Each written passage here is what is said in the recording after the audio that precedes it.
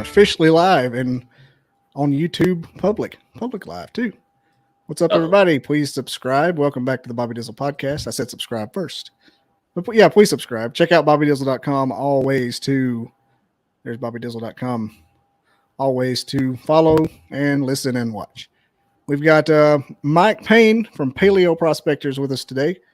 Mike began his paleo journey back in 2004. He's now a guide for Paleo Prospectors, a unique guide service where clients spend a week in the field with experts digging for real dinosaurs with bones they get to keep. Check them out at paleoprospectors.com. Let me tell you, if I was a small child again, I knew this existed, I would like literally murder a parent for life insurance money to be able to do that. Is it as awesome as it sounds, the Paleo Prospected? Yeah, I would say most of the time. There's always that. Oh, go ahead. No, so it just seems like it'd be just like a pure joy the whole time. There are those days where I like to say, we always do give a safety talk because there's obviously a myriad of things that can happen. And but there are days where I will say that like last year we had heavy rains. We hadn't had heavy rains in a long time. This was in Wyoming near the Black Hills, and the ants decided to breed, and we had millions of ants everywhere, and they're all over everybody. And I'm thinking to myself, why am I doing this? But other than those days, yes, I don't regret a day out there. Yeah, it's like Vietnam out here. We're just in the jungle. What is this? We're supposed to be in the desert in the Badlands. Oh, we also get all these different things. They sit and they wait for the right circumstances. So the other thing we get is the no-see-ums, the gnats. Those can be awful. And the mosquitoes can sometimes come out in clouds. And I remember there's been a few times where I'm driving through a field or whatever, and I probably see 100 mosquitoes sitting outside my side view or window there, and I'm thinking, oh, they're just waiting for me to open the door. They're gonna bounce. And then there's the deer flies, and those things hurt. They feel like bee stings, but thankfully those are only usually found around water and things like that. And they're also pretty dumb. You can just wait for it and get it, but inevitably there's always one that you miss, and you're like, ah, crap. You said it was in North Dakota. You find them all over Montana, the Dakotas. Mainly where we're at is Wyoming. We used to do more over in Buffalo, South Dakota, and North Dakota there. Like I was saying earlier before we started with the video. But we also do stuff in Baker, Montana, just across the border, Jordan, up where the first T-Rex was found, in Glasgow, and then way up north in Montana. And I mean really north. In fact, one of our ranches, the border is actually the Canadian border for the north side of his property. And then around Newcastle, which is on the southwest flank of the Black Hills. And it's primarily late Cretaceous stuff. Yeah, I was about to ask if it's anything but Cretaceous in Montana. It seems like nobody ever finds anything else up there. There is Jurassic stuff there. It does seem like it's starting to open up. Primarily, it's Morrison Formation that people are finding things. It's the same formation that's produced, tons of sauropods, which are the long-necked dinosaurs. Allosaurus. Dinosaur National Monument is in the Morrison Formation. So there's a few. It's actually a huge formation. There's actually an exposure of it in the Black Hills too. But I know the Black Hills Institute's been excavating stuff periodically. So it's below most of the Cretaceous and later sediments. But every once in a while, when you get some of these uplifts of the Rockies or the Black Hills, you get exposures of it. Has it? This still sound like a dumb question. You say it's just exposing. Is it coming up naturally, or are you guys digging deeper to find it? So just going to different hills. So for most of what we do is in most of this stuff, you had you're looking at terrestrial deposits. And when you think about it, you're going out into the woods. If you're one of those kids, I know I was, go out into the woods. How often do you see a skeleton? Once in a great while. And so most of what you're doing is you're looking for things that are wearing out. And so you're walking, you're hiking, and then you start digging. But you also want to look for the right rock formations, the right eras. And so, so what you're seeing is you're seeing badlands that are naturally eroding, naturally uplifted. And then you come over there and you walk it and you find something eroding out. And most of the time it's just going to be an individual bone, or in our case, it can be anything. It can be leaves, it could be pine cones, you name it. And every once in a while, it turns out to be something more than that. It turns out to be a skeleton. There's the famous, I was not part of the organization at the time, but the famous Tanis site, it's a bit controversial about the impact site. It was actually our founder and co-founder, Rob Sula, who discovered that site. So there's an example of one of those more unusual circumstances of finding a dinosaur. And Mike, cool. I'm kind of curious. Oh, sorry. No, it's. I was kind of curious. Like, I'm curious. Like, this Paleo Prospector, like, walk me through it. Like, what are we doing if I sign up? So if you decided to sign up, the main obligation that you have is to get yourself out there. I am not driving you out there or flying you out there. In fact, I detest flying, so it's even less likely that you would get me to do that. But you would stay in a motel. We provide when your costs, we provide the lodging, we provide the food. And so usually Sunday night, we have a nice meal. We go over the rules and regulations, which unfortunately we do have to do because, I could tell you stories and stories of people that did things, and we thought, wow, we're going to have a rule for that, or safety. I'll give you an example of a rule that you don't hop a fence onto somebody else's property. And the only reason we have that rule is because somebody actually did that. Lord. And so, we have those instances where then we clamp down and said, okay, we got to tell people this. And then, a safety talk, because there are various hazards. Most of it's just heat stroke. But as I was just talking about, no-see-ums, the bugs and stuff like that, rattlesnakes, that type of thing. We get up early in the morning, Monday morning. We have a breakfast, make lunch, and we go out and depending on how new the person is, we'll have one of the guides. Some people, as they come out, we've had people that have been coming out for almost 20 years. They're basically, they can do their own thing. At that point, they unless something needs to be dug out or they need something specialized done, in terms of gluing or whatnot. But I would take you to various spots. I mean, one of my goals is to make sure that people find something. And so you're going to come back with that makes something. Sense. I can't guarantee what that will be, but I'm going to make sure you come back with something. So it's like a tour. It's not like a ride along. It's not like, oh, we're watching you work, or we're actually correct. You're doing we're guiding you. It's a guided hunt is what we're doing. We do have digs where people can volunteer and help out with. Usually it's mostly students who do that. But we've had other people that just want the experience, and we do allow that, but that's more specific weeks.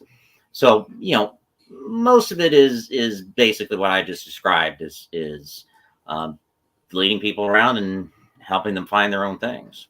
What was the gnarliest thing you found on a tour dig? Like, whoa, like blew your mind. Like when you were with someone touring them and then. Yeah, like a customer. That's what I was going to ask that question too. Like, what's the craziest thing a customer's found? Client. Like while you were with them. Yeah, while you were with, I'm sure like by yourself, I'm sure you had something crazy, but. So I wasn't there at the time. I can give two examples. One was something I wound up finding, but I was leading people around. is, and I've had a few of those. Usually, what winds up happening is I try to give people space once they go off, and I'll walk somewhere. But one story that I do remember is somebody came up and they said that they found a horn, and it turned out to be a giant Rex tooth. That was just beautiful. I think it was close to 8 inches long. It was huge. Yeah, I mean, it almost looked like a little horn. Yeah, I can see how. Another one that I can think of is somebody, and he was actually disappointed afterward because he just wanted to find dinosaur stuff, but he walked up to our other guide, Rob Sula, and he had a Clovis point, which, if you're familiar with those are the mammoth hunters tools. I mean, you're talking 12,000 years old, and they are like super rare that nobody would. Yes, okay. and they're so rare that I would probably consider 3 or 4 lifetimes of arrowhead hunting, I would probably never find one. And of course, this gentleman was like, "But it's not a dinosaur." Oh, come on! Yeah, Clovis points are they're like this long. Oh, it's something else. They're the ones you see in the museums, like the real long ones, not just the ones we get around here. It can be. What it is they're fluted in such a way at the bottom that they had great stability. And like I said, they were only used by some of the earliest people, but they were used to hunt mammoths. I mean, which to me is a super cool thing. So those would be a couple that I could think of. One that I recently happened upon this year was I brought people to a channel deposit that we take people. And a channel deposit is basically, the easiest way to describe it is it's a riverbed. And you have things that accumulate over time. And this is a very big one. It's in Wyoming. And I had set everybody down and said, okay, you do this, you do that, you dig here. And I said, well, what I'm going to do is I'm going to go over here. And if people want to follow me, you can follow me. And so we found there was just a tiny little thing, maybe about 3 feet wide, where this channel deposit was rooting out. And I said, do you guys want to dig here? And people were like, nah, we're going to go over there. All right. Well, then I'll just kind of sit here. And as I bent over, I looked and I saw a bone wearing out, just a tiny bone. And when I flipped it out, it turned out to be a 7-inch Rex toe claw. So, which are super rare. Think of thousands of Rex teeth, because they shed their teeth like sharks. Yeah. And then for every claw that they didn't lose, are super, super rare. That's a once in a lifetime find. And it could have been somebody else that could have found it too. And guess what? They would have gotten to keep it. They would have had to pay a little extra to the rancher, maybe, a few $100, $1,000, depending on what the price would have been. But yeah, they would have gotten to keep that too. So that gives you an example. The only things that we restrict people on are whole animals, which happens occasionally. And things of scientific importance, which more often things of scientific importance tend to be more something like, oh, I found this weird looking leaf. Well, we've never seen that leaf before. That's pretty important. Or, something in that regard. Once in a while, it's dinosaur related, but not very often. That's I'm picturing, whenever you said of scientific importance, there's like an old video I used to watch about a guy taking a little kid deer hunting, and this deer walks out into the field. It's just enormous, and he wants the kid to get his first deer, and the guy's like throws the kid down, takes his gun away, and shoots it. Like, you got these clients in the field. Oh, there's a cool leaf. Get away, stupid peasant. It can almost be that. It's though it tends to be less dramatic. It's like, sorry, but this one's staying with us.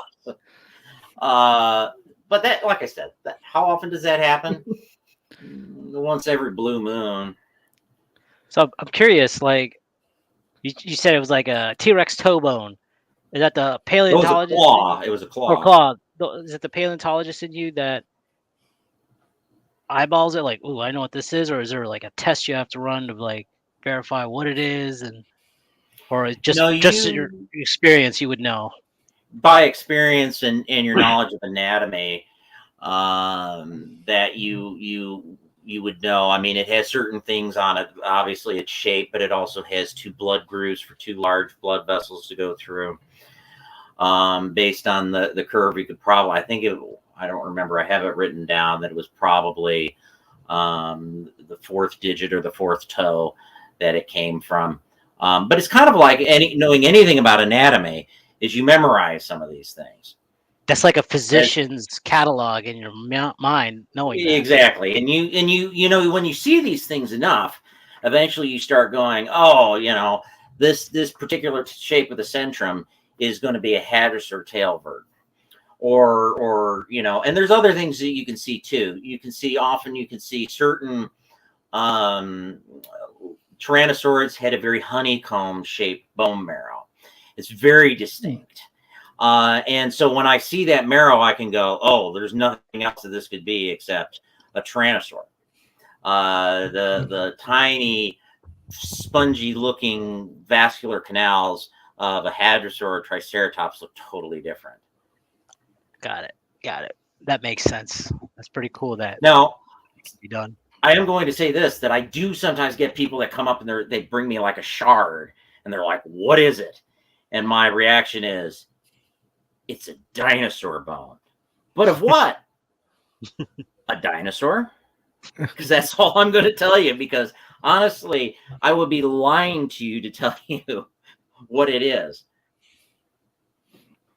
I think that'd be fun to do. I grew up on a ridge in North Alabama, and as you know, the limestone down here in the Appalachians or Appalachians, or whatever you call them, you know, they're full of little sea critters. And I had put together a paleontology kit, you know, I was 10, 12, whenever JP came out, Jurassic Park. Mm-hmm. I used to find clumps of clams and crabs and fish, and it was just the most amazing thing. I couldn't imagine finding an actual dinosaur just on the mountains in North. There have been some dinosaurs, not very much, but there is some. Yeah, not many in Alabama. I think it's closer to the south part.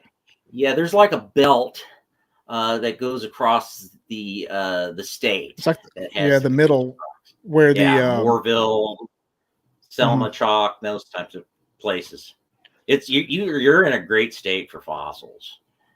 Oh, totally. Like I told the guy last night, the county I'm in.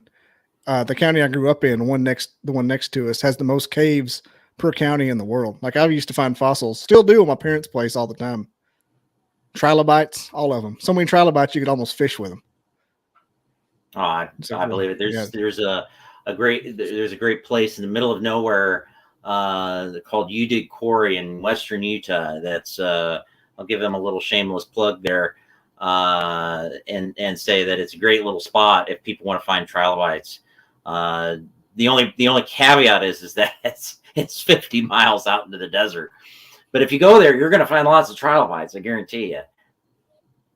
Yeah, John P. There are shark teeth here. There's a cave just down the road that everybody goes to on a field trip or a Saturday. It's got a shark tooth in the ceiling from the Great Flood. It's stuck up there. It looks like somebody stuck it up there with glue, but it's always been there. Huh. It's called Cathedral Caverns. Kind of a popular. I've heard of it. Yeah, I've heard of that. It's a fun one. I had my 3-year-old on my back when I walked to the last time, and I wanted to die. Now she's getting big. Just give me some water. I just wish they'd flood this cavern again. So hot. Yeah, it's pretty cool. I mean, I figured it has something to do with not being many dinosaurs here because we were under the ocean for most of that time. That's part of it. And part of it is the lack of the erosion. So one of the reasons that the Western United States, it's long story short, is so great for dinosaur fossils is basically because of the Rocky Mountains. So what happened is you had a plate called the Farallon Plate that collided, and usually when these plates come in, they come at a very steep angle and they go down into the Earth's mantle. But this one actually, speaking of 3-year-olds, you may hear one of my 3-year-olds in the background. So just so you know, we can bring one in here. We can have a conversation. I can bring mine in here too. Yeah, we all have 3-year-olds. Let's just swap them up. And it came in at a shallow angle, and what that caused was that's part of the reason the Rockies are so far to the east, but it also caused this tugging effect on the central part of North America, and it actually caused what they call the Western Interior Seaway, where the seaway was divided North America in two. And you had various fluctuations in the sea levels, and based on how that was happening. Then you also had the Rocky Mountains that were rising up. And so when you have that, you have massive amounts of silt and stuff that's just flowing down towards the ocean constantly. And that's going to bury stuff real fast. Well, as in the eastern part of North America, you didn't have any of that going on. It was very quiet over here geologically. Mm-hmm. And so you didn't have that perfect environment. You know, there's one of the places that we're at up in northernmost Montana. I like to show people we're collecting in what they call the Judith River Formation. And you can see where the seaway or the Bear Paw Shale comes in and just takes over right over this terrestrial deposits as the sea moves in. And then in a later point, you can see where it comes back out and deposits the Hell Creek Formation, which I just think is really neat, the shifting of the seaway. So because of all of that, you just have all of western, the Rocky Mountain front, but also various parts of Utah and stuff like that are just fantastic for Cretaceous fossils. You don't think it could be, does the, you just said about the plates, it could be the fact that the Rocky Mountains are a lot younger than this side of the country as far as mountains go? Yeah. I mean, that's part of it. Maybe we had a bunch of them. They're just gone now. Yeah. That's the other thing. Like great example here in Illinois. So far there is not a single, even though we have a little bit of Cretaceous rocks, we have no dinosaurs that have been found here. And one of the reasons for that is because of the glaciers. I mean, Illinois geology is the glaciers. Everything's glaciers. As somebody said, asked me once, what's the most prominent thing you could think of from the glaciers? And I'm like, how about Lake Michigan? I mean, everything, but it destroyed and scraped up a lot of the overlying sediments. So yeah, some of it could be that things just eroded away. But ultimately, I will say that you go further back in time, start going back to the Carboniferous or the Devonian, you start getting great deposits out east. In fact, some world-class sites in Pennsylvania, down in Alabama, Cincinnati and stuff, and that has to do with a lot of that has to do with the uplift of the Appalachians. My favorite Appalachian Mountain fact is that there are caves in the Appalachians without fossils because they were made before bones. There you go. I mean, I love that fact. There's everything, and that it's also because there was so much shallow seas at that time. Mm-hmm. It's kind of like you get huge amounts of limestone, and so there's a lot of areas. Yeah, in Illinois there's a certain amount, but man, you go down to Kentucky, it's ridiculous. The amount of limestone and the amount of caves that have been produced because of the geology that was going on. But yeah, it's kind of just, it was that way at that time. And now it may very well be that eventually some geologist is going to go around and they're going to be like, look at this. And they're going to find a new formation. It's not very likely. And they're going to find something. Now, there are some places out east in New Jersey and New England where they find footprints on a very regular basis. I'm a bit of a Civil War buff, and there was nothing more amusing than to find the bridge that was there at Gettysburg to have a dinosaur footprint in it.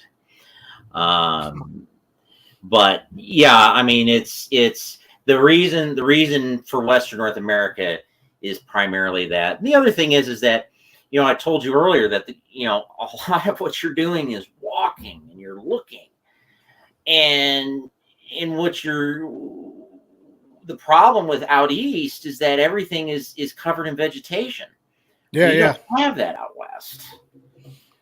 You couldn't do the whole walking around with a pickaxe back in the mountains. You get bit by a snake. I mean, it's like I was joking with my wife where we just bought a house out in Wyoming, and I can see the geology around the town.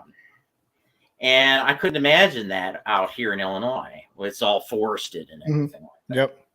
You know, that's kind of the same reason why nobody really, what's the word? Nobody really realizes that where we're at right now is the tornado capital of the world. And they all think it's Oklahoma and Kansas. That's because you can see them for miles. Here, if a tornado comes, you don't even know it's there until your house is gone. Yeah, that's right on top of you. You can't see them. Yeah, all the good footage is out in Oklahoma and Moore and Texas. That's the deadly no-see-ums. Yeah, I was actually reading the forbidden chigger. Reading something about that was kind of interesting. They were talking about it. The tornado alley is shifting your direction. Mm-hmm. The epicenter seems to be shifting that direction, just like they shifted. They believe that back in the 1920s, and it kind of makes sense that southernmost Illinois, Kentucky, and parts of Indiana, Missouri used to be the epicenter. And then it shifted and moved further west. I mean, there's a famous, like in Illinois, the tri-state tornado that is the deadliest U.S. tornado, longest lived, went from Missouri all the way to Indiana, straight across Illinois, killed 700 something people. Wow. And but the idea of that happening nowadays is just like you never hear of any major tornadoes like that. And I think it's weird how it shifts around. Yeah, it's unpredictability. That's why, you know, anybody that says anything about the future in terms of weather long term, you can make generalized predictions. But if there's anything I can say about paleontology and what I've learned over the years is that absolute predictions are kind of risky to make. You're definitely rolling the dice, especially with stuff like that.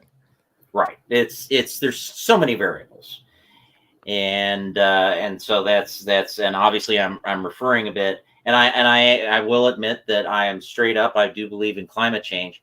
But I also am very wary when I hear people make absolute predictions about the climate, that this will happen or that will happen. Well, we can say, yes, it will get warmer. Yes, this, but you can run 20 different computer models, and every one of those computer models is going to be slightly different. So I don't like making absolute predictions.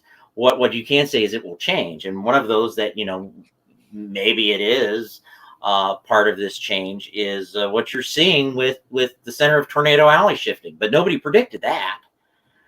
So, you're entering a big unknown. So keep your mouth shut. And be careful before you start making grandiose predictions. Yeah, and the weird part is next year it could be all in Missouri, and this year it's all in Mississippi. It's the craziest thing. You sparked something of interest, Mike. You said that tornado killed 700 people, but I was kind of thinking people dying or just bones in general. Does that ever get cross, like horse bones, human, and any other bones besides dinosaur or Jurassic? Yes. Now, what's the protocol for that? Like, how do you? So, I will say this for human bones. That falls under the Archaeological Protection Act of I can't remember. Our leader is actually a PhD archaeologist who used to was on the governor's advisory board of Indian Affairs. He would tell you, but basically no touchy, run away for human stuff. Plus, I would usually probably scold somebody if it was just a pioneer that was dead. Let the dead rest in peace. But when it comes to animals, oh yeah, we run into bison, old bison. Sometimes they're definitely thousands of years old because the minerals have started seeping into them. Deer, obviously lots of cows because a lot where we're collecting is on ranches. Lots of little things, coyotes. I've found a bobcat skull once. Anything you can't explain? Have you seen anything you can't explain? Like, oh, that's a dog. That's a deer. That's. Yeah, I've never seen. How would you define can't explain? Like I couldn't. Or maybe something that was like a tough to identify. Like you couldn't tell like right off the bat. Not that I could think of. And usually those, if I have to, I'll pull a book out. Or like We always the keep shard would probably be the one, like a bone shard. Yeah, would the be shard. If somebody brought a shard to me, then again, that would just be, and I don't know. But even a tooth, you could tell a horse tooth or deer tooth or a bison tooth. Here's a question about the paleontology. Just like guys like you and like Denver Fowler and like even Jack Horner to get way out there in the ether. But do you guys see stuff like the megafauna of the Ice Age as entertaining? Not as entertaining, but as scientifically significant as the dinosaurs?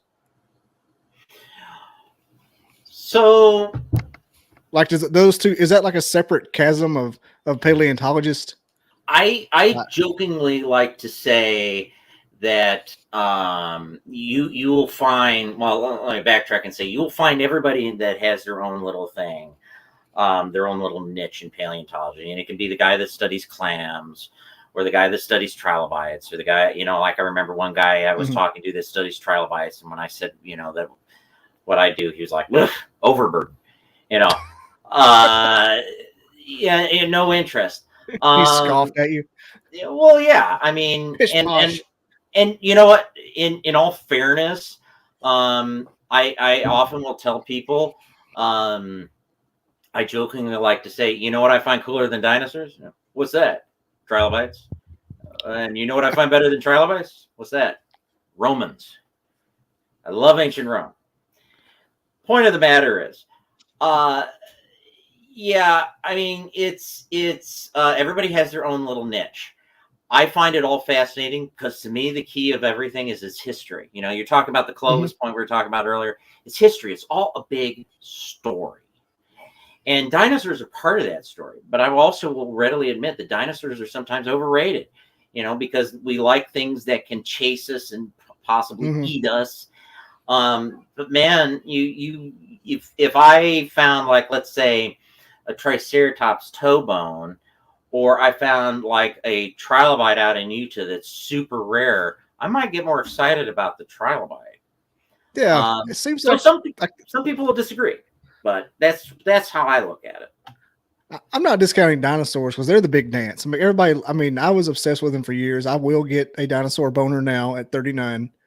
At just to start the conversation, it gets me going. But like when it comes to looking at like I just said, the megafauna of North America, some of those things like the elephants and the horses and the sloths. It looks like that scene on Aliens 3 when Ripley's going through and seeing all the different versions of herself, of just all the different animals like in a big tube. Like, what the hell happened there? Like, why is that elephant 3 feet tall with no trunk? It's the craziest thing. There is a couple fascinating places that you would probably love if you ever, I don't know, have you ever been to the Black Hills? I've been to Montana. I've never been to the Dakotas. Black Hills are worth it. As I like to tell people, the Lakota are right. There is something very special about that area. But there's a site called the Mammoth Site where you have just dozens of mammoths that fell into a sinkhole. And it is one of the coolest sites because it has different types of mammoths and they're just piled on top of each other. It's called the Mammoth Site?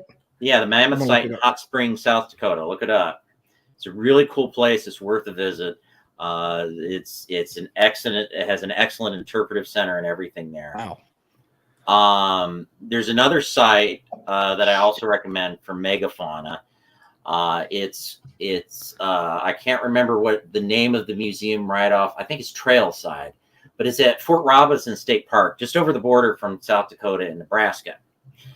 And they've got two male mammoths that were fighting each other, and their tusks got locked and they fell over and died. And it is super cool. Kind of like when deer get interlocked. That's amazing. Oh yeah, it's a super cool site. Yeah, I find it just as interesting. Well, what about the? Okay, forgive me if I get it wrong. Doesn't LA have something like this or no? We got the tar pits. Yeah. So would that be in your wheelhouse or something else? Yeah, that would be Pleistocene, or during the last ice age. And it would be, it's different. That's a predator trap.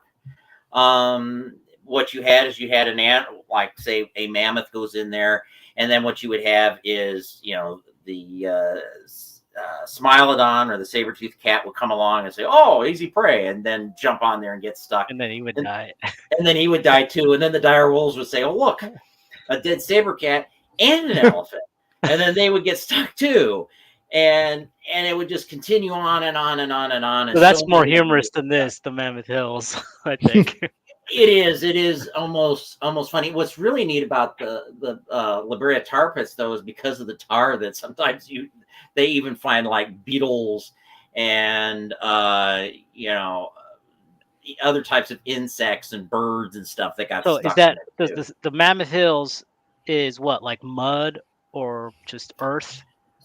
Yeah, it's basically earth. It was a sinkhole that they were falling into. And then La Brea is like just tar. Was one better for bone study than the other? No, or just the same? They both filled in. The only thing is that when you're looking at Mammoth Hot Springs, the Mammoth site in Hot Springs, I should say, you're looking at a site that's primarily mammoths, while as when you're looking at La Brea, you're looking at primarily predators. Because of like I said, the nature of the hilarious as it is. Yeah, it's an ancient honey pot. I mean, everybody's diving in and saying, "Hey, free meal," and then roll. And that's the end of it. And it just happens for 100,000 years and yada yada yada. Open a gift shop. Pile of it and bones, and they just keep digging them out, and they probably will for hundreds of years in the future. It probably goes down for miles. If it's just happened, what 1 million years? Ice Age was long. What was it? It was about two. I think, what is it? 2.1 million years. Yeah. The last ice age, which is, I should say, the last ice age, because we've had other ice ages too. Some which were way worse. How many do you think we've had? Like in my mind, everybody thinks like maybe 2. I think there's been a ton. Oh, geez. Well, so an interesting thing, if I'm recalling correctly, and I'm waiting for the young kid who knows more than I do to say, Mr. Payne. I keep waiting for Millhouse to be in the comments. So he's not. He showed up. No, the comic book guy pushes his glasses up. Excellent. Yes. But I think there's been around 5. But I think technically we're in an ice age as long as we have polar caps. Mm-hmm. Oh. That's a real big technicality. Right. So we've basically had, if you go by that, I think polar caps have been around for 20 million years. But somebody that definition may have changed. That's the thing. It's always changing, these little definitions. Just like for the longest time, I used to say the KT boundary, and I still like saying that for the dinosaur extinction. But now technically, when they took the tertiary and divided it in 2 between the Paleogene and Neogene, now it's the KPG boundary. I just think KT sounds cooler. I'm team KT. I'm not bad at G. It sounds cooler than the KPG. What about the definition for glaciers is ice that's been there for a year, and they say glacier melt, so they melt all the time. True. I mean, it's I don't know. It's the ice age was. All I'm going to say is I'm glad I'm not living at the height of one. Yeah.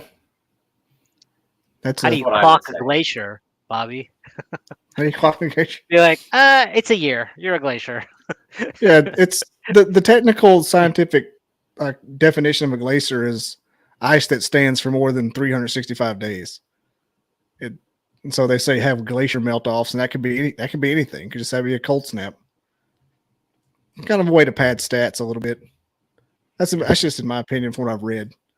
Yeah, I was just envisioning that somehow somewhere maybe in Minnesota that there's some guy that's like, he sees his snow pile and it just happens to be, August and it's almost gone, but he's like, All right. Hey, we got a glacier there now, eh? Another glacier here. He opens Glacier Hills attraction. He opens a restaurant and a gift shop right there beside it. Exactly. Frank's Glaciers, biggest glacier in Minnesota. And start selling wristbands and face paints. Food truck corrals. Yeah, and snow cones. You gotta have snow cones with glaciers. It's the biggest ball of ice in Minnesota. So I didn't want to bring this up until you got through with that tangent, but have you? Because it could just end the podcast. But have you heard of the Boneyard Alaska project? No. Oh my God! See, that would have been the last thing we talked about. It's the he was on Rogan, but he owns 10,000 acres in Alaska, gold miner, and on a 5 acre I'm distracted by the on a 5 acre piece in the middle where they're digging. He found where the permafrost was melting where they dig, and he was finding just piles and piles of bones. And they weren't fossils; they're actual bones that were frozen until they just thawed out with him digging. And he's finding all the steppe bison and shit like that. They still do that in I know in Siberia, so it wouldn't surprise me where they find like mummified mammoths that have been in the permafrost. And apparently, I was reading somewhere that ancient Siberians apparently, not so much ancient, but going back a few hundred years, would sometimes, if food was like really, really scarce, they'd actually cut a piece of meat off, and they would probably get sick from it, but it would at least keep them, sustained for a while. He says he eats that meat. He says that he eats it a lot and puts it on the grill. And the reason I brought that up is his logo is kind of like the paleontology version of a pirate symbol. It's a skull with mammoth tusk. But he, like you said earlier about the caveman and the pioneer you find dead, don't mention it because of that act, and the government takes it over. He said, and they're like, "Have you ever found a dude?" He goes, "I can't say it because he'd lose the whole freaking place. But look at my logo." He goes, "You found a dude, didn't you?" He's just looking at him. Yeah, it depends on I don't want to say too much because I'm not an expert in this, but the state of archaeology in the Americas is kind of a mess because of the way repatriating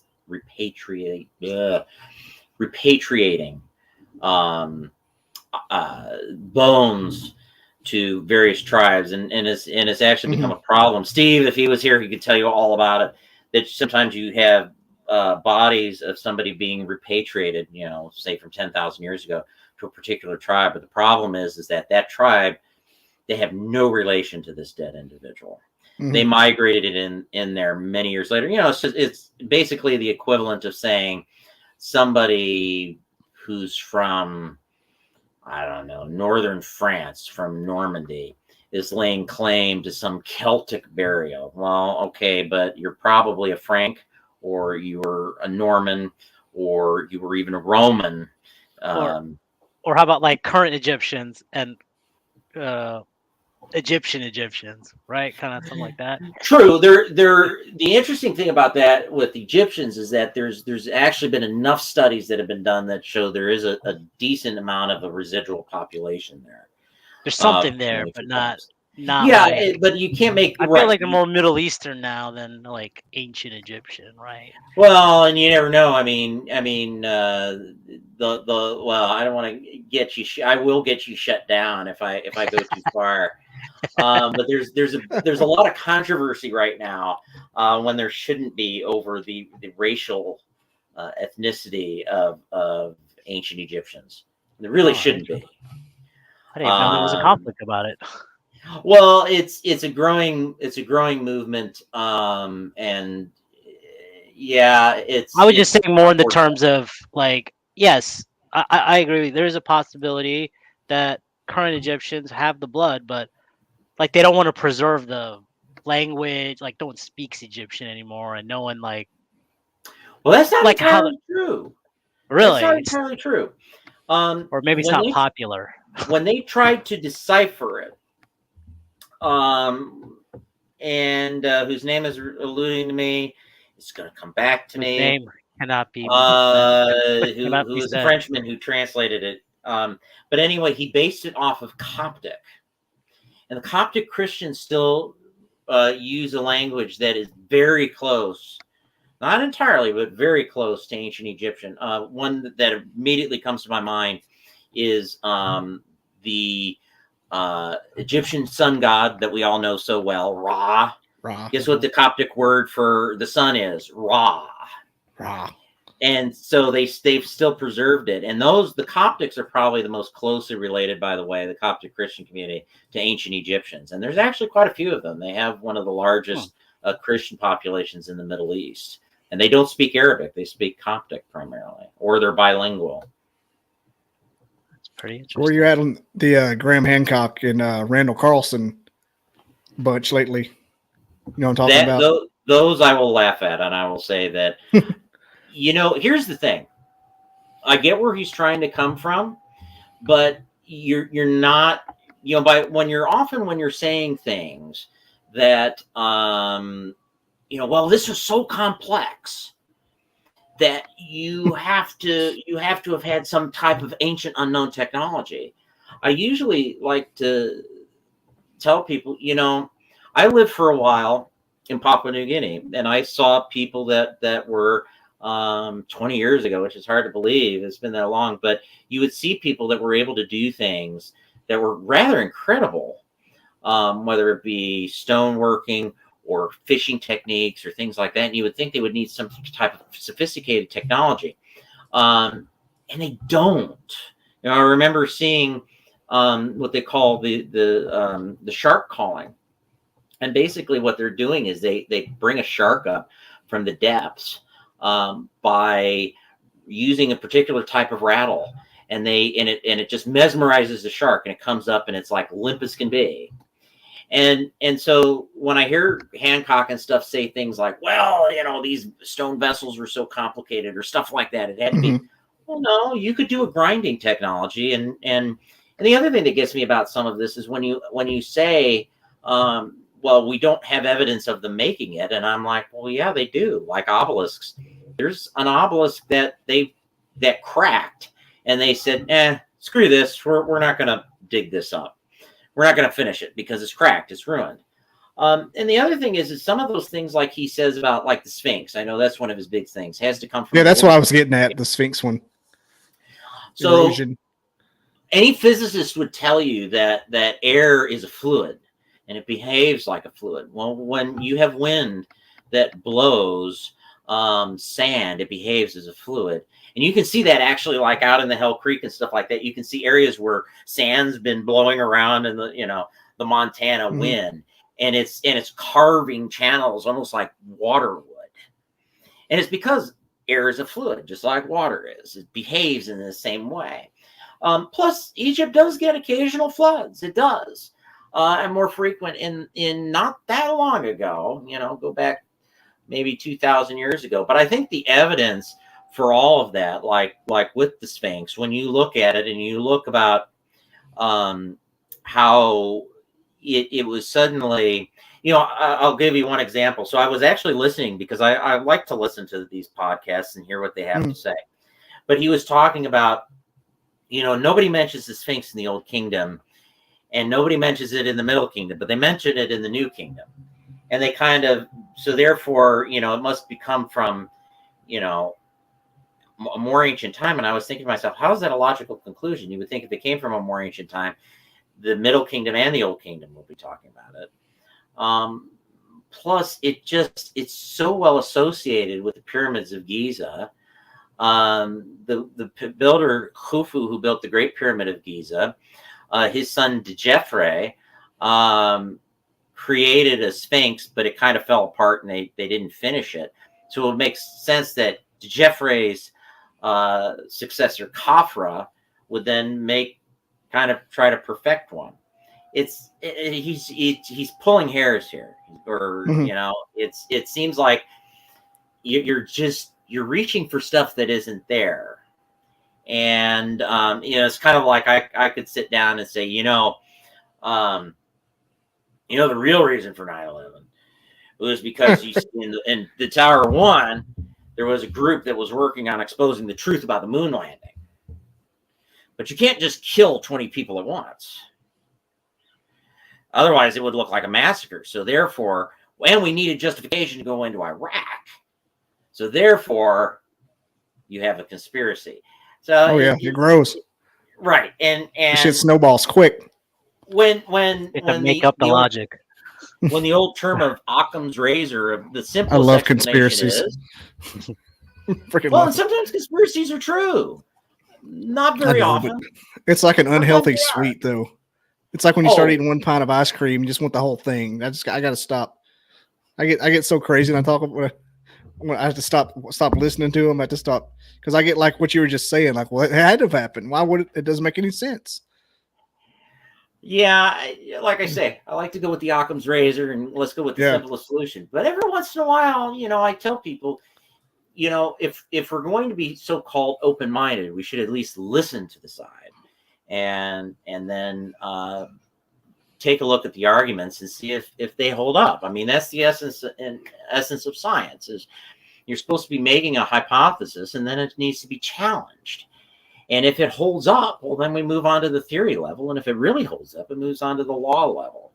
And that's why I don't get upset about Graham Hancock or anything like that. I just think I'm kind of saying, hey, Graham, it would be cool if you could prove that there was ancient civilizations way back when, but you need better evidence for it. It'd be really cool. I am totally open to it.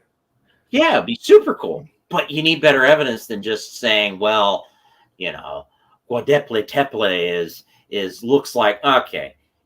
There's other evidence of nomads doing things like that before where they have a central area. Yeah. What about aliens? I'm just kidding. Aliens? Could be aliens. Yeah, I'm not saying it was aliens. I should puff my hair that's up. the Discovery. Was that the Discovery or History Channel meme with the guys like History? Aliens. Oh, History Channel. Yeah, I can't think of this podcast is 1 degree of ancient aliens. I've had 2 ancient aliens guests on. Well, I wish them the best. Though sometimes I get a little aggravated because I hear some of the stories about, this. They'll say, "Well, this granite," and I'll go, "Actually, it's not granite; it's a sandstone. You can look at the grains, and therefore it's very easy to grind and carve." Yeah, make sandstone with your hand almost. Break it up. Yeah, and so it's not necessarily as a hard stone or a complex thing as you need. Usually, again, Occam's razor. Plus, I guess it just if I saw a unifying thing, I know some people like Eric Van Daniken or Daniken or however you pronounce his name. I apologize for butchering it. And his Chariot of the Gods. I mean, if you laid some better evidence instead of just saying, the Anunnaki said this or that, or well, okay, but what? But if they said that they had some craft that came out of the sky and they landed and they gave us this, and then you had some type of stun gun, from an Egyptian tomb, and then they went back to the skies. Okay, that would make me raise an eyebrow. But you need to do more than just say because somebody comes out of people talk about the sky or something like that. Means that it's necessarily an extraterrestrial. But again, let them make their arguments. I mean, I'm open to it. I haven't seen it. Let me tell you, in that particular vein of conversation of ancient humans, the Eye of the Sahara. Whenever I first saw, I didn't know that existed until just maybe a year or two ago, and they think there's like speculation. You've probably heard of it that they think it's Atlantis. And it fits all of that. That's the most freaky thing, man. I'm like, no one's ever like it meets all the rings. It has all the different yada yada yadas. But the first time I saw that, I was like, holy shit. The interesting thing about Atlantis is I remember when I was reading about it that it comes from Plato, and he makes a very brief mention of it. It was not a big thing in Greek mythology. And so it didn't really become a bigger thing until much later, especially during the Enlightenment, and especially Masonic movements when they were looking for secret knowledge. And so the idea of a secret society, it's a geologic formation. I have no doubt. When I first saw it, my first reaction was, "Is this an impact crater?" But apparently it's not. The eye of the Sahara. Yeah, correct. I thought it was an impact crater. So you think that's? But Mike apparently they're Bobby, saying it's something else. Mike and Bobby, so you think that's the front runner for Atlantis? Because I think it's Santorini. I'm just saying I had never heard of it before, but like Santorini could be holy it too. Balls. What's Santorini? They were saying that's Atlantis. There's a theory about that. I have heard the Santorini. That was just the tour guy was saying that just sell tickets, but isn't that a Sublime song? I mean, I do think it has a better candidate for being the myth of Atlantis for sure. I mean, you had a thriving Minoan population that just disappears in a volcanic blast. It had the ring. If you look at the ring, like a faded ring, it just looked like an aerial view. Yeah, it's a beautiful place. I've never been to it. I know some people that have, but there's a archaeological dig site, like a civilization. So, like it has it looks like a dig site, and they put a tarp over it. You see, like it almost could be like a ring, like maybe part of it sunk or whatever. Well, yeah, what it is it's a caldera. It was a giant volcanic eruption, and the magma chamber that was underneath collapsed. And you can see that in a number of volcanic eruptions. One classic one is you can see the caldera at Yellowstone. Or even another great example is Kilauea. If you've ever been to Hawaii, Kilauea has a caldera where the magma chamber empties and there's nothing holding it up, and so it collapses. That's what you're seeing there, is this collapse in on itself. And so anything that was there, including a city, went bye-bye and into the Aegean there. Do you think that's what happened to Belize Blue Hole? I do not know what that is. Can you pull that up, Bobby? Belize Blue Hole? Yeah, that's literally. I know what you're talking about. It's literally anticlimactic because it's literally a blue hole. Oh, I've seen that. I swam it, and it looks like a black hole, like an abyss to hell. It's always on commercials. Yeah. That gives me anxiety. That picture right there. Yeah, it looks like a doomed sandworm's gonna come out or something cracking. Like it's so scary looking because you stare into the abyss. It's literally pitch dark when you look at it. I have not. I'm sure there's something something with the geology. Maybe it's that it's the limestone, because I know there's a lot of cenotes down there. It's crazy how it's perfect though. It's like it fell like a perfect circle. Look at these white people in this blue hole. Yeah, they scuba dive it. You have to be like super patty certified to do it though. But I snorkeled over it like a little dog. No shit. Yeah, really. Yeah, it's scary, man. It's scary. I would do that. I mean, I remember, when I was down in New Guinea, that you would sometimes cruise off the reef, and it's a similar effect. It just goes down into some trench that's 2,000 feet down or more, and you would just think, okay, where's the giant squid that's going to grab me? But okay, to tie back on your specialty, there it is. There may be something paleo in there, right? Yes, and I'll tell you why. Because now I'm not, like I said, again, I'm not as familiar with this area, and I'm not an expert in. Might be a good excuse to research. It would be get grant funding. I'd be to go scuba diving in Belize. Guys, my guess for work. Would be, then this is a guess, is that somehow that's related to when the sea levels were lower during the last ice age. Whoa, okay. And so, the sea levels were much lower. Well, you think about it, it was all stuck up in the ice. And so what you have is these caves and stuff that are forming, and then the sea level goes back up. Like a pocket, so if you look at some of these cenotes, so it may just be a type of cenote. The way they collapse in on themselves is usually tends to be very circular. You can see it like in a some of sinkhole these, that fills in kind of situation, something like that. something like that. I mean, the Yeah. Mayans consider them sacred areas, and there's all kinds of objects and people that wound up in the for obvious reasons. They were like gates to the underworld, if I recall correctly. Oh Man, that was an interesting tangent and a tie-in for so you snorkel across it, huh? yeah. It's something definitely bucket list, boys. Definitely bucket list. We have a lot of blue holes around here, but nothing that big. Yeah, it's Usually just like, cold and full of brim. like it's just crazy though. Like if you're underneath, like the further down you go, obviously the pressure, but then the pressure really changes when you go over the dark part. Like it got really. I was like, okay, I'm done. Like At least from my experience, like I said, it's a bit different. But for me, it was the fact that you think you should be falling, but you're not. yeah, Yeah.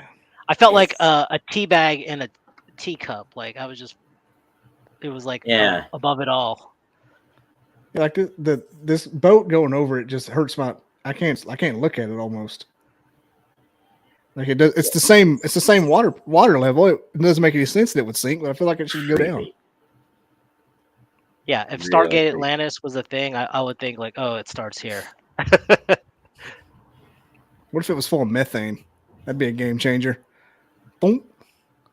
Oh like yeah. the Bermuda Triangle. All I could think of is that you just got me. I was like, I haven't seen Stargate in a long time. I always liked that movie. I need to go watch that. 2 weeks ago, I had a remote viewer from Project Stargate with the Army, and he was sure to tell me that it came along before the movie. Like, I hope so. The movie was in '94, and he did this in the '60s and '70s, so definitely beforehand. I didn't know that the show was like the next continuation of the movie though, till just a couple years ago, because I never gave the show any credence. I'm like, oh shit, it's like a sequel to the movie.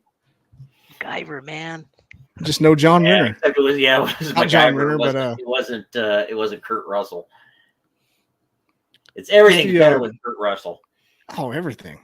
You get Kurt Russell and Jeff Bridges together. I don't care what they're doing. They could be playing Monopoly. That would be a great. Yeah, I could go with that. I could just watch them playing bridge. It's like, hey man, you can't throw the cards down, man. To me, it's always the quintessential Kurt Russell movie is John Carpenter's The Thing. I love that movie. Yeah, I don't know if you've ever seen it. Oh, I've definitely seen it. I've seen it. It was a while ago. Who was the thing at the end? The black guy or him? Oh, I think it was. I don't know. Because I remember saying the glint was in there, as in Kurt Russell's eye, but not the other one. Yeah, it wouldn't surprise. I know John Carpenter did confirm that he said one of them was The Thing. Mm-hmm. But he wouldn't say who. They made a new one with Tormund Giantsbane in it, but I haven't watched it all the way through. If that was the one that was supposed to be like the prequel, I went to see it and I was very disappointed. And part 2011. Of it was, yeah. I made my then girlfriend, now wife, go along with me. And I remember she was thinking, why do you like these things? But the problem to me with it was kind of the same concept, but you lost the claustrophobia of it and the lack of trust that was going on between the characters. I think that was something that just made it flow perfectly, was this constant lack of trust, but also the going over to CGI instead of using puppetry and realistic effects, practical effects. Thank you. Stop motion. Yes, kind of stuff. There was something that was just so realistic about having that creepy dog thing just. While when you go to CGI, it's like, man, it doesn't look real. You can just tell it's computer. And they really stuck the emotions like right out of the gate with the helicopter shooting this dog, and everybody's like, "Why is he trying to shoot a dog?" Then you find out the dog was the enemy the whole time, and he fooled us. Man's best friend, my ass. Yes. That's so good because that's one of those movies you can watch at any time and you can almost start it at any part of the movie. Yeah, it really doesn't matter if you've seen it. That's what I've been doing. I've been watching it on like TBS and TNT, like 10-minute bites. There's like a craze on TikTok. I know I'm not supposed to watch that app, but I do because I do have to go to the bathroom from time to time. But they have like one of the things TikTok does is play like 2-minute intervals of movies, just the good parts, and the thing pops up every now and then, and especially that part where they're like forcing it into coming out. Like, we're going to kill you if you don't show yourself. And it just, I love that. I love that part of the movie. Almost I don't know what it is, but it's weird and pissed off. Yeah. That's right up there with Arnold. Yeah. It's got a lot of great one-liners like Arnold, and who is your daddy and what does he do? You were one ugly mother. Who is your daddy and what does he do? Get to the chopper. God, that movie's so... That's I was worried that the new Prey movie would be kind of on the woke side, but it wasn't. I don't know how they avoided it, but it wasn't. I don't know. I wasn't as impressed with it. It's kind of no. It wasn't bad though. Like, it wasn't bad. The only it wasn't thing great. Right. I mean, it didn't have Tubbs and Schwarzenegger. That was my favorite Predator. No Danny Glover. Thumbs down. Danny Glover too. That's the top one. I guess the one thing that I liked about the first one, and even to a certain extent the second one, was that your hero was basically at wit's end, trying to fight this creature. It's like, I am so done. And then the fluke happens and it's like, I got it. While as here in this one, it just seemed like, well, we can't do that to the girl. I mean, we all like her. And so she had to keep that princess vibe going. Yeah, it didn't seem like she was at wit's end, which was, like I said, that's one of the great running themes in the first two movies, which again they kind of lost in these sequels. And I was hoping that they would kind of do that again. It's like, okay, now you have some Native American, you would think, yeah, we're gonna go to wit's end, and she's gonna be down in the dirt, and then she'll, and that never happened. And that to me was kind of that disappointing. I think they were just trying to play it safe because you could tell they were just hand holding you. You saw it though, right? Oh yeah. Yeah, like the quicksand thing, like super foreshadowing, and then showing it again, and now then they did let the Frenchmen and the trappers and what have you get to their wits end. They did allow that to happen, but they weren't victorious. That's the key. Yeah. I mean, that to me is the key. There were several. What is the word? Anachronism. Something that's not supposed to be there. I noticed a couple of those, and I let it go because who knows what really was there. And there were several like incorrect things that would happen if you were near some of the animals, like you walk up on a deer and making all that noise. But that's Hollywood. But I was like, I'm going to give this movie a complete thumbs down because me and Wild Trees, my other co-host, did a whole thing on it. But then I saw the pistol come out. I'm like, oh, movie's getting thumbs up. Because I knew they was going to hold true to the true nature of prey or Predator, at least like 75%. So you were basically like one of those Roman emperors at a gladiator game. No, yeah, I was. No. I had notes. No. Like I was watching it on my tablet in the bed because we were going to do a review on it the next day, and I was kind of shitting on it, to be honest, because it was kind of doing almost like a made-for-TV movie kind of vibe at first. You know what I'm talking about. It had a lot of that going on. But then I totally agree with that. It was safe though. Like you could tell a lot of the structure was like playing it safe. They weren't trying to go left field. And then they showed that pistol with that Frenchman. And I'm like, fuck yeah, we're ramping it up. Gear shift down. Knight Rider. And I was like, yeah, this is going to tie in nicely. So there's going to be a second one because we don't know how he got that pistol to the ship to give to Danny Glover. So I'm thinking Danny Glover is going to be in Prey 2. Calling it. Gosh, bringing him back. Dumbo drop, bitches. No, he's like 90. Kind of old though, isn't he? Is he gonna do a Bruce Willis and like give up the CGI rights for his face? And stuff? They're gonna pull a Val Kilmer from Top Gun and just do a deep fake. I mean, I'm gonna root more for Bruce Campbell to come back in an Evil Dead film first. I'm just talking shit. What was it the Evil Dead one said from under the cabin. We're gonna get it. You're gonna get it. I can't remember. I'll swallow your soul. Yeah, That's a great. That's another one with a lot of great one-liners. Hail to the king, baby. I love those movies. See, now you're seeing what Paleo Prospectors in part is like at night. We're talking about random things that have nothing to do with dinosaurs, and especially when it gets later in the season, because you have so many young kids, especially that and I love them to death. I know they love to talk about dinosaurs, and at a certain point you get tired of just talking about dinosaurs. So now you're going to talk about other things, especially when you're out there so now we're on week 8. It's like, okay, what do you want to talk about besides dinosaurs? Like, we get it. You found a bone. We love you, kid. And but yeah, we need to talk about something else. And inevitably these types of things, movies come up. Try to avoid politics, because obviously that's just too controversial these days. But I actually had a conversation very similar to this last year with a few people, including our lovely, there are clients that we love to have. We've had a number of wonderful clients. Most of our clients are wonderful, but every once in a while we have some really weird ones. Like we had, I won't use his last name, but we'll say Joe. And Joe, I once caught smoking pot out in the field with no shirt on. I'm like, what are you doing?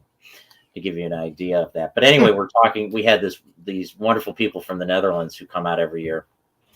Really? And, we've gotten some international people too. But these Burton and Tyne are their names, and great guys, and they come out from the Netherlands every year. But I always like playing that scene from them and teasing them a little bit. From Austin Powers 3 with Micheal Payne, where he's like, there's only 2 things I hate in this world: people intolerant of other people's cultures and the Dutch. It's great. The Dutch. And the Dutch. I was thinking when I was watching, how you're talking about the video at front, it shows all the different interactions, almost like a Saturday morning special. You're watching the highlights of it. Like, do you ever get any people like Veronica Salt from Willy Wonka? Daddy, I want a T-Rex skull. Tell him I want a T-Rex skull. Tell the man. I don't think we've ever gotten anybody like that. I just feel like there's kids. I didn't find a velociraptor. It's not fair. The most I remember was like our gentleman that in that regard that found the Clovis point. And he was like, I don't want a Clovis point. I want a dinosaur bone. Oh, yes. It's like, all right, well, I'll go find you that. Would you give me your Clovis point? No. Yeah, can I have the Clovis point, please? Give me the Clovis point, Mark. Of course, he never came back because he didn't find a dinosaur bone. He just found a Clovis point. 1 out of 5 found a rare artifact, would not go back again. Right. I mean, it'd be the same equivalent to me as saying, okay, so you're talking about Ice Age fauna. I found a mammoth tusk, but I didn't find a dinosaur bone. Oh, what do you want? Found a saber-toothed tiger head fully intact, but I wanted to find a triceratops. Hate these guys. It's the same thing. It's not like the goodie bin like we had in kindergarten where you like pull out and you usually get what you want. I mean, you're literally looking for stuff, and it's probability and odds. God, I would almost want to find some shit like that over a dinosaur, because the dinosaur's been done. I mean, if you find a dinosaur bone in a dinosaur dig, you're pretty much just like average Joe. But if you find, what you're just talking about, mammoths or, a perfectly preserved Clovis point, first of all, that's like a coupon for the free dig. It almost pays for the whole trip. If you know what he's doing. It does. And maybe if it's a nice enough one, several trips. Yeah. Have you ever heard the Tyler Childers song about the banded Clovis? No. I said it reminds me of my hometown back home. It's about two pill heads that go out digging for arrowheads to sell, and one of them finds a Clovis point like this long. The chorus goes, "It was banded in hell and fluted in Clovis," and so he pulls out his pistol and shoots him and sells it for pills. So yeah, it's a good song. It's a lot of arrowheads where I'm at. That's why it just kind of hits home. Oh yeah, I can. We actually had a ranch that was in North Dakota that was really, really, really good for artifacts. It was fascinating because they were like a road that would bisect the ranch in too. And what you had on one side of the ranch was a bison jump. And so they were obviously I mean, you would find bison bones and stuff and little chips and stuff. But on the other side, there was like a valley, and they had these large boulders that had chert in them. And you could find tools galore down there because there they were making all their stuff. And they had so much stone that what would happen is they would, nick something or would be slightly off and they'd be like, I'll make another one. And so you would just find stuff. It was a great ranch. Great ranch. I've never been to a place like that with so many workshops. Was it old bison stuff or new bison? Like ancient bison? It depends if you consider, like bison from 500 years ago. When Steve was looking at some of the artifacts, you could tell that people had at least been using that site up until near the present, and at least back to maybe 8,000 years ago. So they were obviously using that site for a long time. That's like the beginning of civilization around here.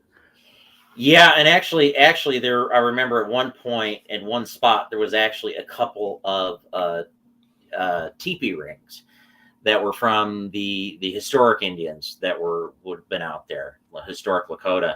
And that it tells you how long they were using that. There's another ranch that we have up in, it's all historic stuff, but it's great for teepee rings. So it's just like a foundation for teepees that was just used for that long. Yeah, they would put a ring of rocks around. Oh, I see what you mean. Yeah, the base. And then they would, and sometimes you would see the fire pits and things like that too, that they would have there, in the middle of the teepee. It depends, or sometimes you would just see fire pits too that were outside the teepee. But you could often see on some of these places where they had multiple teepees around a fire ring and how they set it all up. But most of these were from, the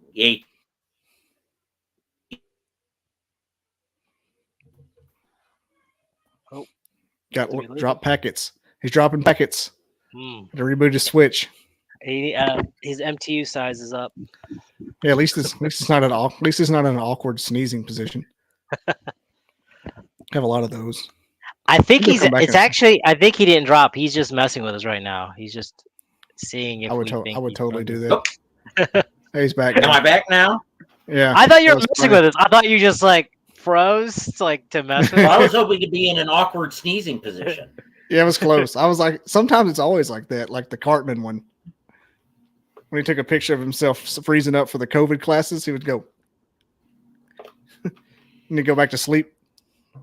Well, yeah, that's pretty cool. Like, you imagine how deep that ash goes over that much time after them using it for a civilization. If that fire pit is your entire world, imagine how. Like, that's the kind of fire pit I want on my new farm I'm going to buy. I do have to say, though, I once was thinking about being out on these open plains at this one particular place up in Glasgow.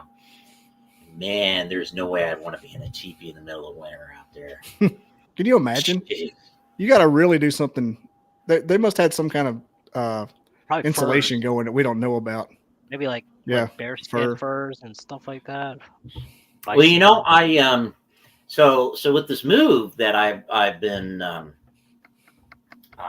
undertaking, and I've been going out to Wyoming on a regular basis, and I was out there in January when they were having some high winds, like 60-mile-an-hour winds, and it actually, the air temperature at one point was 38 below zero.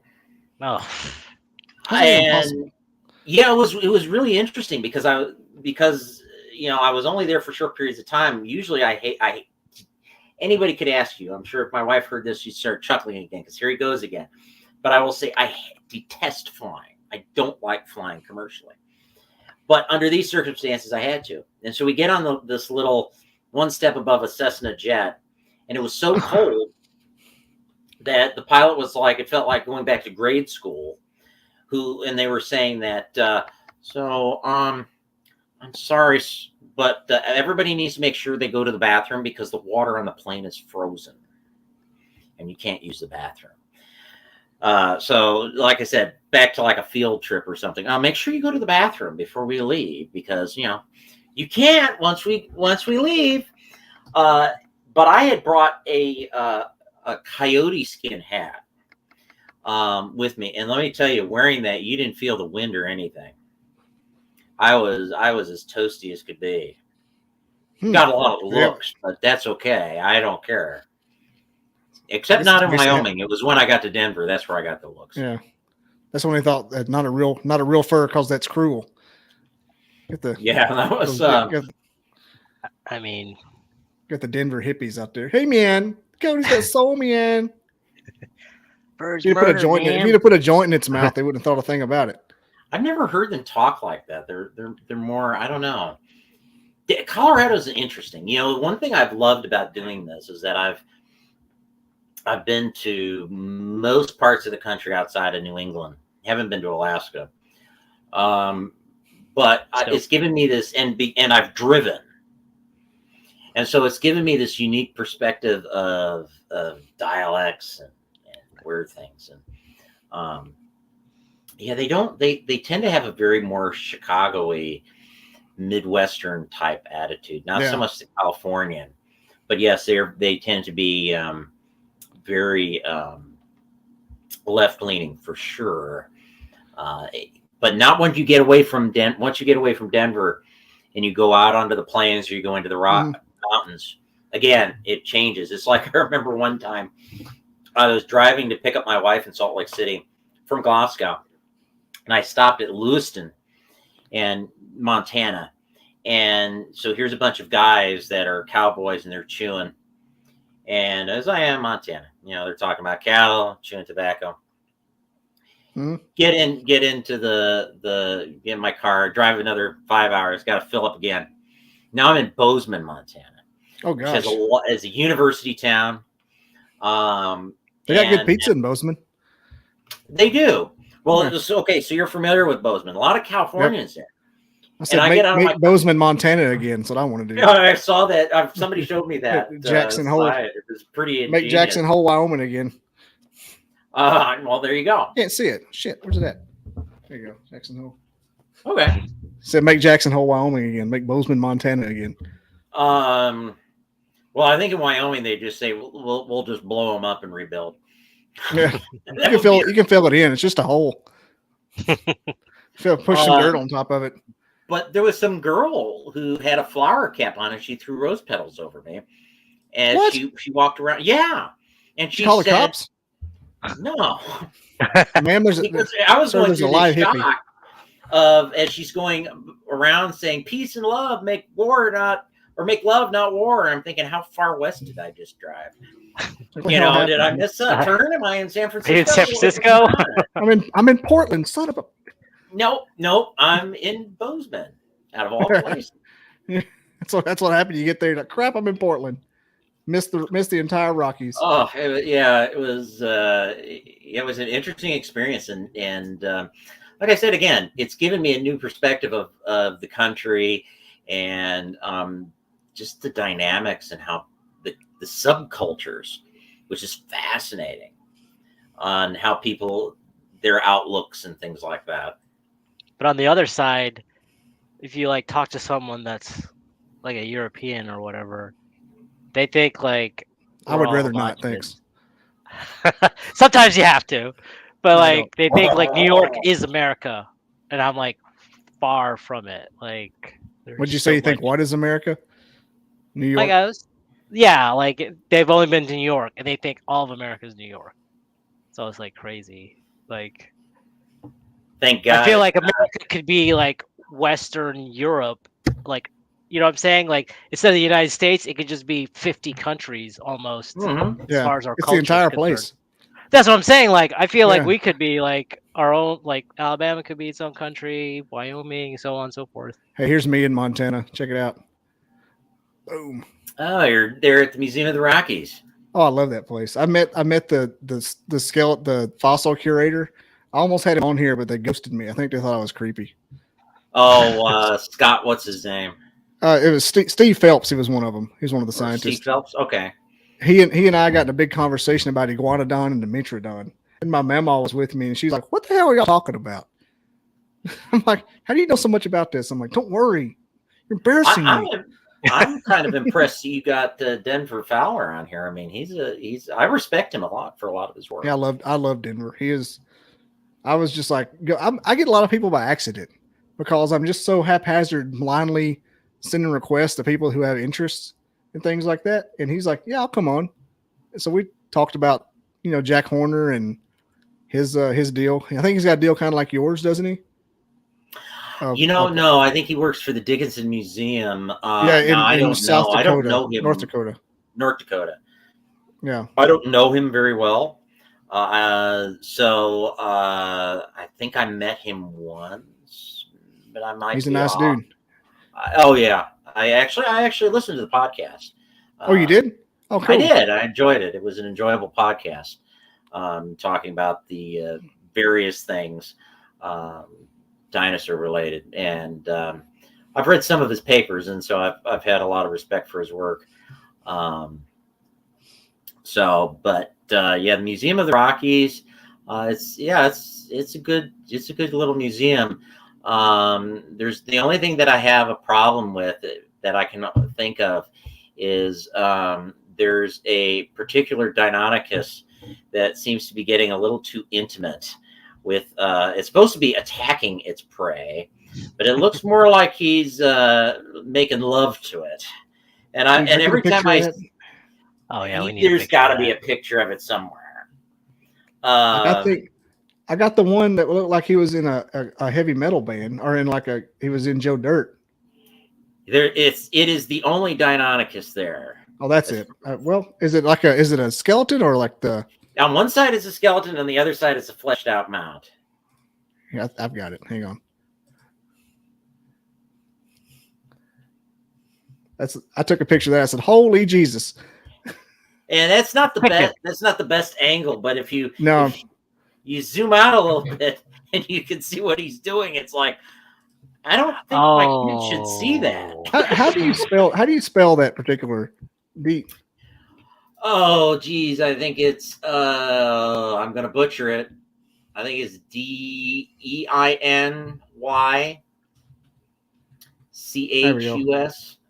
Google will do an automatic. Thanks, AI.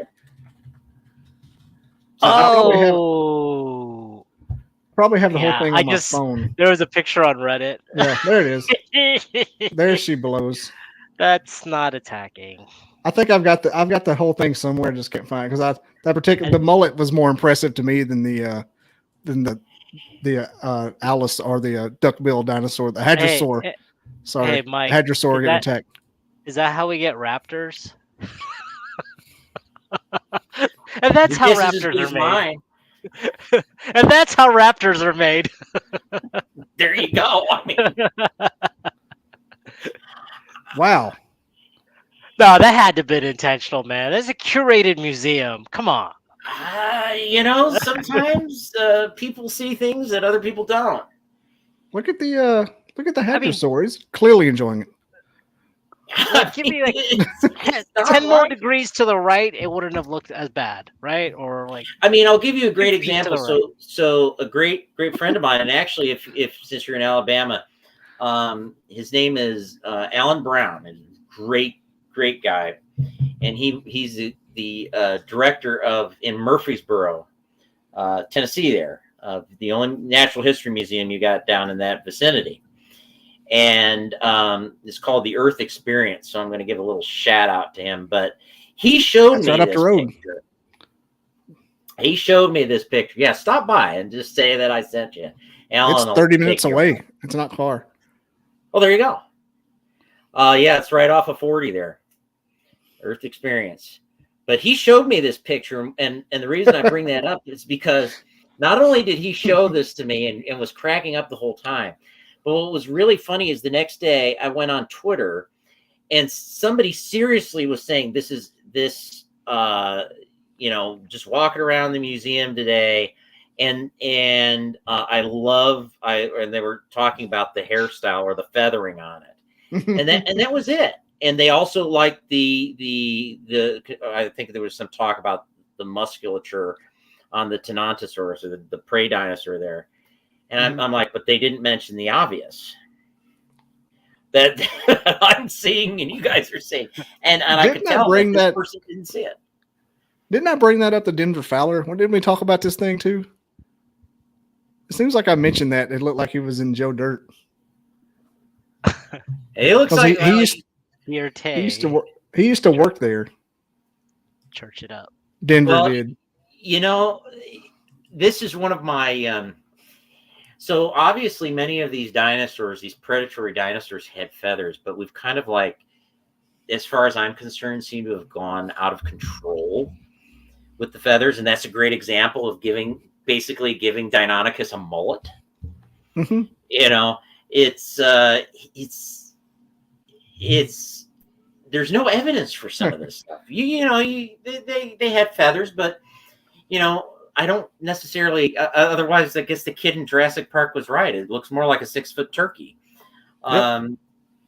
I'm kind of skeptical on some of these recreations, that you give them so many feathers that it would just be like, it would be impractical for this animal to be moving around and preying on things, because it would have problems maneuvering with these giant feathers on it. Or it like, just doesn't make sense. That the feathers probably make a lot of noise too, wouldn't they?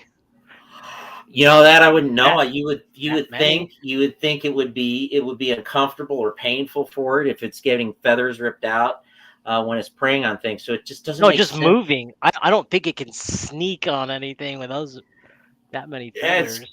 It's. I mean, in that case, with that Deinonychus, it'd probably be more worried about its hairstyle. Yeah, got some aqua net. But that brings up a good point, Bobby. That reminds me of, I saw it somewhere on Reddit, Twitter. They showed okay, there's a skeleton structure of a hippopotamus. This is okay, this is what it should look like. The shrink wrap theory. This is what it should based on its skull, it should look like this crazy saber-tooth looking thing. Yeah. And then it's like the hippo, right? Yeah. I forgot where that was, but I think. Oh yeah, I've seen it.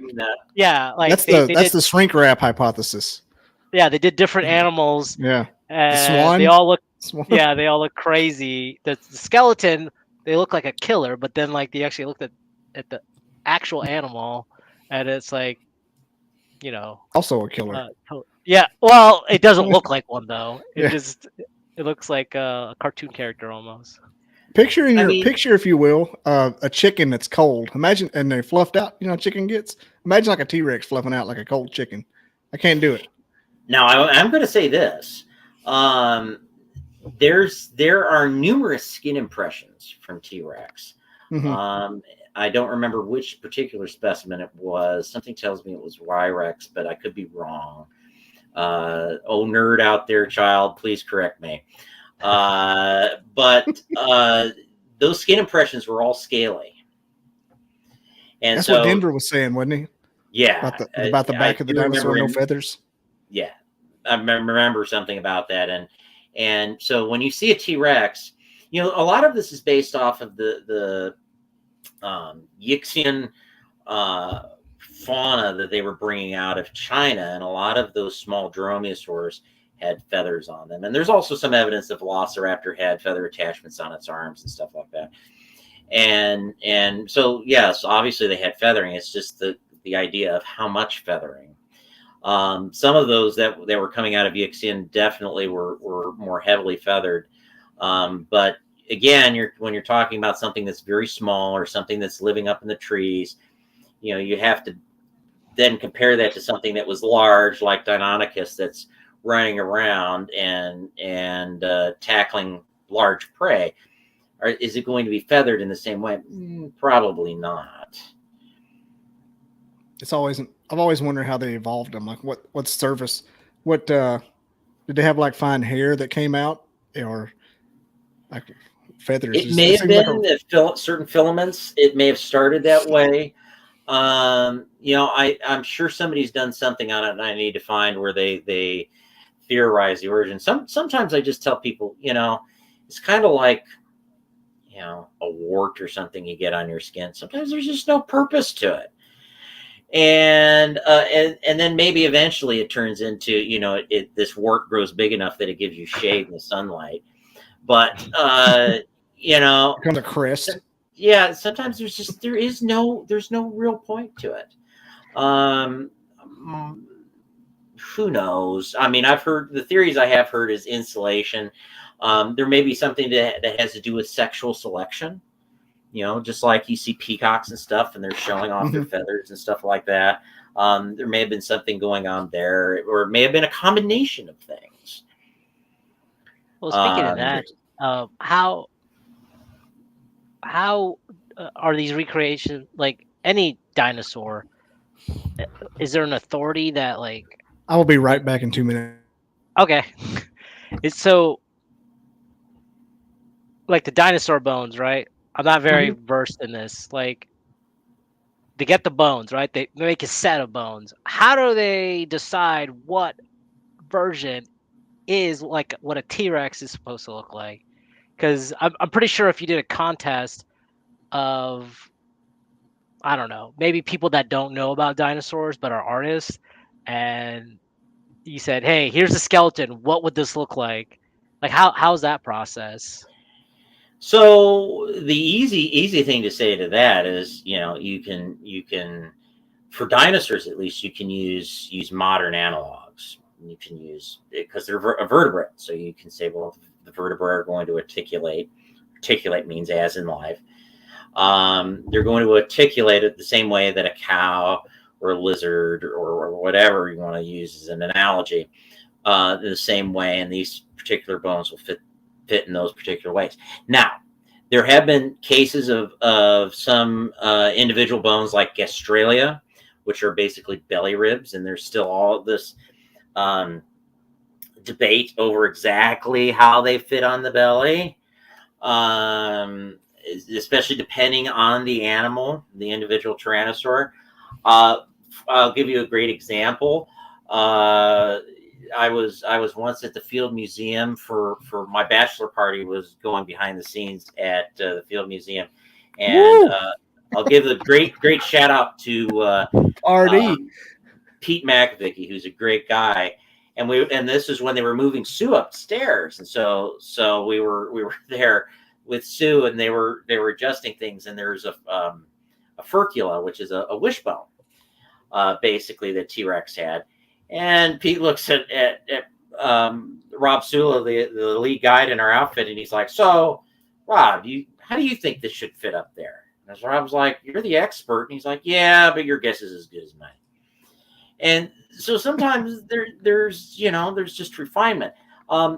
There's a great site, very old. It's called the Burgess Shale up in British Columbia, and there are still animals up there that they don't exactly know what they look like, really? Because there's some weird invertebrate, and there's like I think it's called hallucinogenia. I think that's the one.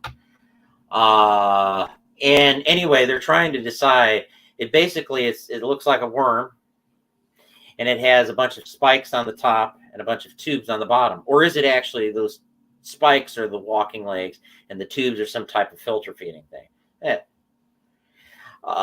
There's still some others like Anomalocaris that for the longest time they were recreating in all these different ways, and that was because they were finding parts of it, and then all of a sudden one day they split a rock and here's a full one, and they figured out what it actually looked like.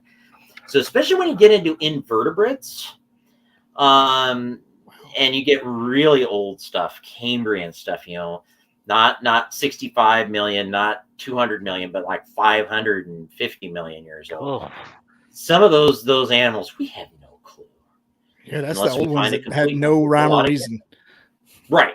I mean, they could, and at that time, especially because everything was just new on the scene, so you had all these niches that were being filled. And you had creatures that just, I mean, they're stuff out of your dreams. Stephen Jay Gould wrote a great book on that called Wonderful Life, and was talking about the craziness of the faunas there. And like I said, even it's interesting to this day. I think he wrote that book almost 40 years ago, and they're still like, no, we don't know what it looks like. Huh. That hallucinogenia is wild. Have I seen it before? That is crazy.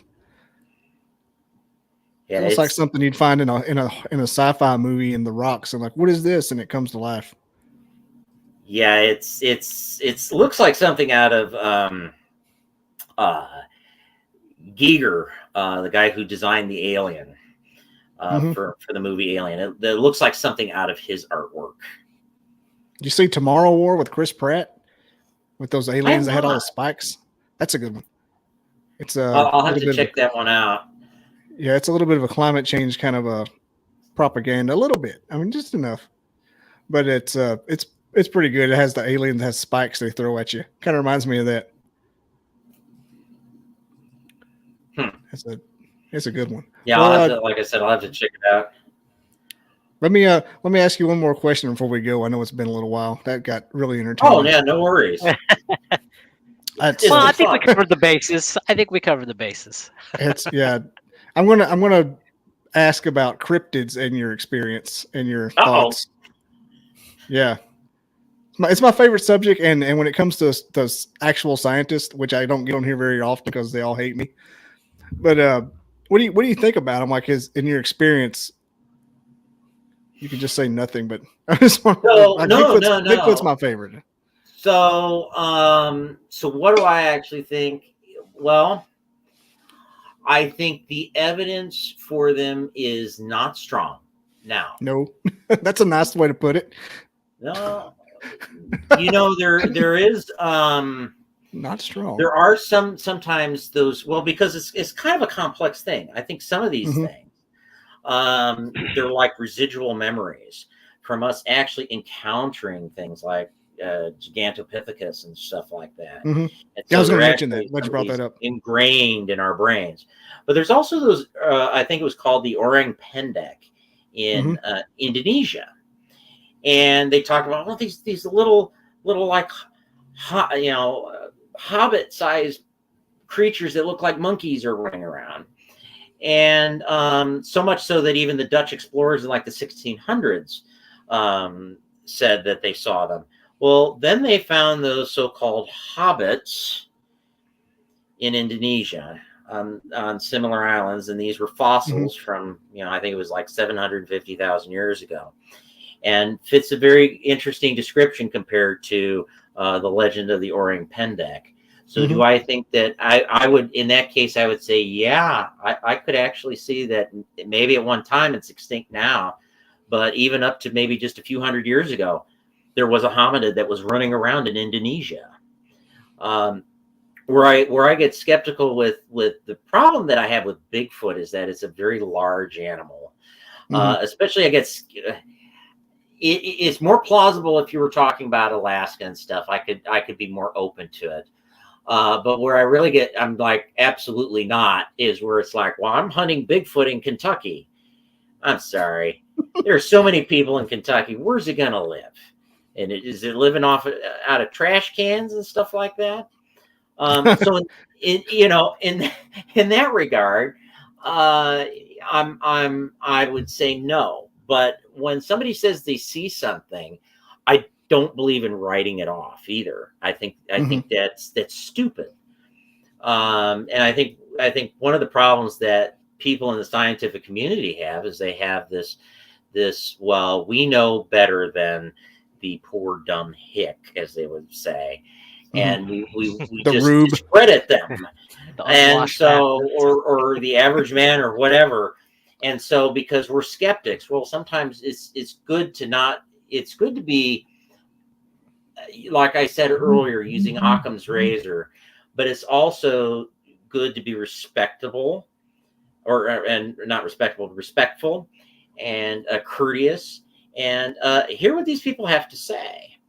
And then, because sometimes, these cryptids may be something that it's actually there. It's just, you're looking at one thing the people are seeing, and we're looking at another. But what it actually is the same thing. Like, some of these crazy stories of a river monster. Like I love that show River Monsters with Jeremy Wade, and that there is truth in some of these. Is that the only thing is that there's a scientific animal and there's a legendary animal, but they're actually the same thing, and they're describing the same thing.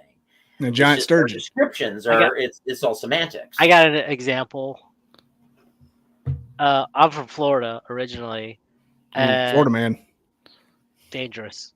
So in Tampa Bay, we have our legend of pirates and things like that. But I think it's most mariners had the manatee were mistaken for mermaids. They thought the mermaids, but I don't know how it was. They came upon that, but they said it was actually mermaids they were seeing. Maybe they had scurvy or something, because I look at manatees. Yeah, I see manatees all the time growing up, and at no point in time when I was like, oh, a mermaid. But that's what the explanation was. I was told was the manatees were so docile. I guess people were tripping and they thought those were mermaids, I guess.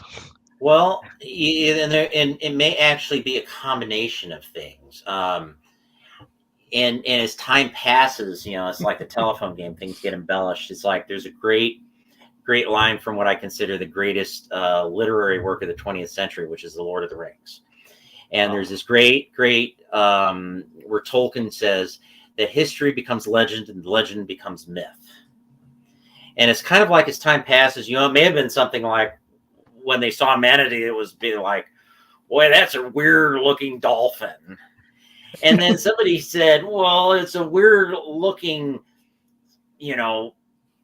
dolphin, but it almost looked like it had a man's head, and et cetera, et cetera, et cetera. And then it turns into, that mermaid thing.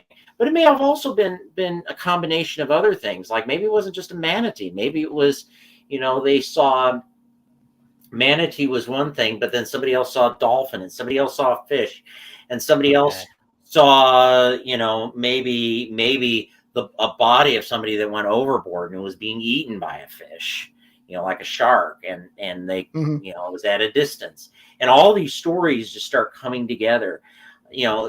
From my experience, it always seems like it's a complex thing, just like going back to this orang pendek thing. Well, yeah, maybe the exact description of what they would call this orang pendek is not exactly the Hobbit, but it's pretty freaking close. And as time goes by, or same thing with Bigfoot, these things go and become legends in and of themselves. And that's what we're looking at. I honestly, Mike, that's a really good philosophy to have, is don't deal in absolutes. Star Wars reference. Don't deal in absolutes. Like, be open to it, but also keep your wits about you. But I like that approach to things. Don't shut the door on things, but I mean, also stick to your values or whatever. But I like that. There's some things that should be objective truths that we use as a pillar, but at the same time we have to be open. We have to process things. We have to look at them, and we have to take. I mean, and this is one of the things. You talk about paleo, and you're talking about a science that's always changing. That somebody finds something new, or something's reinterpreted. We were just talking about dinosaurs and look how dinosaurs are changing and how they're interpreting feathers on them now. I guarantee you 20 years from now, they're going to look at it differently. Maybe how the iguanodon changed. Or another great example is Spinosaurus. Yeah. You were looking at this big, bad creature from Jurassic Park 3, and now we're looking at it. It was probably more like a crocodile. Or wait, maybe it wasn't like a crocodile. Maybe it was more like a heron. No, it was definitely a crocodile. And so yeah, we see those things, and they change. So that's why I say, so that would be my big take on cryptids is, I am open. Some cryptids, I'm like, yeah, I think there's actually some decent evidence for it. And it may be something that we actually know already. And on the other hand, in the middle of the deep, dark Amazon, who knows? I mean, it never ceases to amaze me that, like in Papua New Guinea, I can't remember where it was. I think it was somewhere outside of Huon Gulf. Here was 1994. They found a group of people that had still used stone tools and had no contact with the outside world. Oh, was that island? Did they kill you when you show up at it? No, that's over in India. This is different. They had no contact with the outside world, and they actually had models of spirits that they believe battled in the sky at one time. The interesting thing about the models of those spirits is they were B-17s and Zeros and Grumman Wildcats from World War II, when Japs had this north side of the island and we owned the south side, and we were going at it over their airspace. And so can you imagine what they thought about that? Well, I think you can almost have an idea. It was unbelievable. But so here you have people like C-3PO that have been isolated, for tens of thousands of years. So there are places there that I'm sure there's all kinds of creatures and things that we haven't. I'm just very skeptical. I know everybody loves Bigfoot, but I am skeptical of the Bigfoot in Kentucky. I'm not seeing that one happen. Bigfoot in the Rockies. I'm still pretty skeptical because, again, you have to have an animal that's living off of something,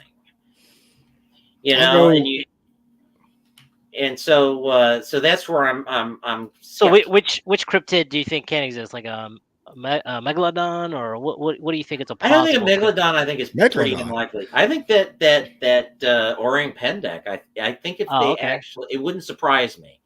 They have similar to that in Mexico called puckwudgies.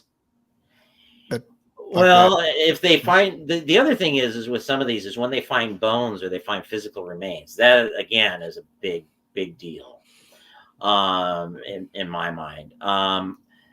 But what I think most of them are probably explainable. There's some type of known animal or I would have to start running off some creatures. I'll give you one idea of a cryptid that wouldn't entirely surprise me. If we go down to the deepest depths of the ocean and they find a trilobite, I will not be surprised. Those little survivors. There's a great it's a brachipod. It's kind of like a clam, and it's a very simple looking thing. It's called a lingula. And what amazes me about that is that you can look at a lingula from today and a lingula from 550 million years ago, and it basically hasn't changed. And I mean, they look the same. They're still the same genus, almost the same species. And so if something like that little guy can, see the rise and fall of the dinosaurs and so many other things, and it's still around, I'm open to some of those little cryptids too that people aren't thinking of. I could see that being a possibility. I think that'd be pretty cool to find just a living trilobite just chilling out. I'd be ecstatic. I think that would be the coolest thing. I would love something like that. I want one thing in that category to come true before I die. I don't care what it is. Wait, is that? I'm looking at the pictures. Is that a land or a sea animal? Sea animal. The trilobite's a sea animal. Correct. And it was at one time it was very successful. It looks like a horseshoe. Also, honestly, it looks like a horseshoe crab. They're not related. It superficially they do, but it's not related. It's actually interesting that trilobites were actually around longer than the dinosaurs were. So technically they were more successful. So see, remember I was talking about that invertebrate paleontologist? We were talking about the rivalries between paleontologists. And so here's that guy that was telling me overburden. He's like, yeah, remember that. You deal with those dinosaurs. They didn't live very long compared to my guys. He started chanting scoreboard at you, scoreboard. That's right. Those invertebrate guys are all dicks, man. They're just jealous. That's cool. I'm loving it. Yeah, I didn't want to get off and I just wanted to hear your cryptid. Oh no, I'm more than happy to give my my take. I don't like to entirely write it off. but I want to use a Occam's razor approach to at the exact same time. That's the best part of having a podcast is you don't have to do that. I can just fall ass backwards. I can fall ass backwards into it and just enjoy the ride. But I come out of it, and I did like 6 weeks of this crazy paranormal run. I'm talking like we went to Alpha Centauri kind of thing, and I had one person come on and the 1 week and debunk Skinwalker Ranch for an hour and a half, and it felt like I was taking some kind of medicine. It felt good, like I was taking like eating sorbet in between bites. Wait, so there's somebody that debunked Skinwalker Ranch? Well, her shtick was debunking it. And that's one of your podcasts. Yeah, I think her name was Katie Turner. I'll have to look that one up. That's interesting because a lot of people are. Have you heard about Skinwalker Ranch? Well, the kicker is the leader of the show is from where we're at right now, where me and Andrew are at. Okay, he lives here, Travis Taylor, and works on the same base. Works at me and Andrew kind of work close to him, and works for the best man at my wedding. Works in the same building as him. And I posted that just trying to get views, like debunk Skinwalker Ranch. And here he posts. He's like, "This is all stupid. Don't read them." No, God, don't go anywhere. Come back. I love you. You're supposed to be my white whale. And I pissed him off. I was like so disappointed. I'm like, did I just ruin all my chances with Travis Taylor right then? And so I just started telling him how that guest was stupid. I didn't like her anyway. I'm gonna almost deleted the whole damn thing. But yeah, it was a good episode. I told her it wasn't a bad one. I thought we were going to talk about Skinwalker because her bio was Skinwalker. I didn't realize we were just going to take a giant dump on it. But it was fun. It was fun nonetheless. Like I said, I find that kind of stuff intriguing, and I have friends that are really into paranormal stuff and that type of thing. And so to hear somebody, because usually when I haven't had much time to Google it, and if I do start researching it or Googling it, I usually find a lot of the pros. And as I said, I want to use the Occam's razor here and say, okay, let's hear the cons too. Yeah, go to my live videos on my channel and go down to December of last year, and it's got the Utah state sign on it. Okay. So it just says debunking Skinwalker. But yeah, she was a nice lady. She worked for MUFON. She was a investigator for MUFON for a while. May still be. The Mutual UFO group. That takes all the international UFO reports.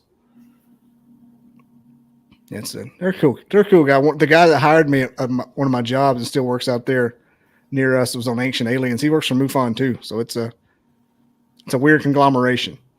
Oh, I'm sure.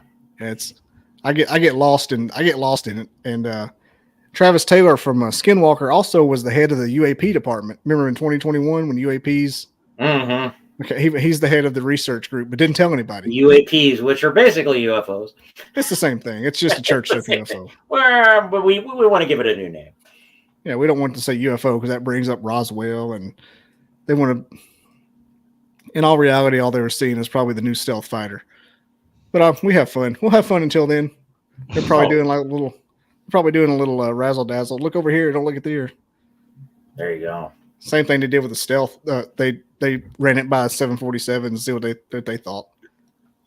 Oh yeah, I mean, if you ask me, that's most likely what we're looking at is. I don't want it to be. I want it to be aliens that are going to attack us, but it's probably just us. Something boring. The chances that somebody has any interest in us that is coming, billion light years or whatever. I doubt they flew 9 billion light years to start a war. Yeah. plus, I always like the hypothesis that some people throw out. Well, what they're doing is observing us. They're kind of like, how we go in a blind and observe wildlife. And I'm like, well, if they're in a blind, then why are we sitting there staring at them? I mean, they're not witnessing our natural behavior. I mean, you would think that their stealth technology would be much better considering they could do intergalactic travel. Mm-hmm. Which, I've known too many people over the years that did stuff in military technology or, like my father did military contracting for a while. And one of the things that always makes me skeptical about some of these people like Bob Lazar or whatnot is when they say some of these stories of, well, they let me into this room and see everything. The government compartmentalizes everything. Nobody. That's like their whole thing. Right. Nobody knows everything. Not even the president knows everything. And that's part of the reason some of these, military agencies are like, well, we don't know what it is. Well, of course you don't know what it is, because that's not your department. It's not how it works. And so that's why, it's probably I've even heard some of these hypersonic drones. Wouldn't surprise me if that's what a lot of these sightings are. Yeah, it's a completely acceptable. That's completely plausible. That's the boring answer, though. Yeah, I know, but most things are boring. I want Stargate, Mike. I want the Stargate to open up, and then that's how we get all our technology. You know what's going to happen? Me too. We're going to get that technology, and as I always like to say, we always like those types of things, but then I'm always like, you have what's on the other side? Worlds, right? Yeah. It's what's like on you the go other over side? there and you get to the other side, and it's like, it's great. And then you come back and it's like, wait, why am I breaking out in all these boils? What's going on? Yeah. Or if we're going to get that technology, we're going to get it right, we're going to end up having to go to work on some other damn planet for 9 hours a day. It's going to be the same thing. Get your ass to Mars. Get your ass to Mars. Hey, buddy, you're on lunch break. You got to teleport back to. Yeah, we're opening a new Starbucks on Mars. Chop, chop. Having a lettuce E. coli recall on the beta reticuli system. This is the same shit. I actually have a kind of a question. Go for it. What would it be if you studied other planets like they do Earth, like paleontology or archaeology or geology for other planets? Is there a thing for that yet, or? As far as I know, no. Spaceologist, like Marsologist, probably something like. Can you study Mars or the moon? Astropaleontology? I think there are some. Well, I mean, there's astrobiologists, so there's people that already specialize in that. So I'm sure there could be astropaleontologists or astroarchaeologists. Yeah, I think that would be. I think astroarchaeologists are going to be out of luck. If we get to Mars and find some ruins, though, it's going to be on. Well, there's that theory. There's a theory about it, but obviously you got to go through the scientific process to get it all confirmed. Mars isn't too likely. I mean, I honestly think, what I think our future is. This is my more. Have you ever seen the series The Expanse? No, I heard of it, but I haven't seen it. Wait, hang on. Pretty good. Oh, really? It started on Sci-Fi, and then I think Amazon took it over, and they completed it. But it's a great book series too. That's how I first became familiar with it. And one of the things that it kind of opens up is that we've colonized Mars, we have bases on some of the moons and stuff like that, and moons around Jupiter and Saturn and stuff, and we've colonized different areas of the asteroid belt. So much so that people in the asteroid belt, they can't come back to Earth because they've adapted to low gravity. Oh, they're just jello. Yeah, they basically just fall apart if they come to Earth. They look like Among Us. And basically Earth and Mars, because Mars became independent, are vying for who gets the resources from the belt and stuff like that. And that's basically where we're at. We can't leave the solar system. I have a feeling that's kind of what we're going to wind up like. Oh yeah, it's coming. Earth is going to be we're going to get so far, and then we're going to be like, wow.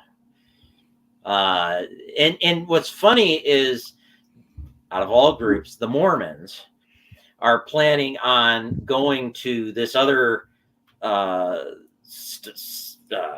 solar system. But it's like this entire ship is basically going to be like 7 or 8 generations before they get there, because it takes so long to get there. Oh yeah, you'd have to have some kind of breeding plan, or I don't know, some way to you can't do it on one lifetime kind of situation. Right, because it was going to take them 500 years or something like that to get over there. Was that a Jennifer Lawrence movie? Sure. Wherever they were going 100 years. Oh, yeah, Chris Pratt and Jennifer Pratt. Lawrence. Yeah. Second Chris Pratt reference we've had tonight. Yeah, he gets around his movies.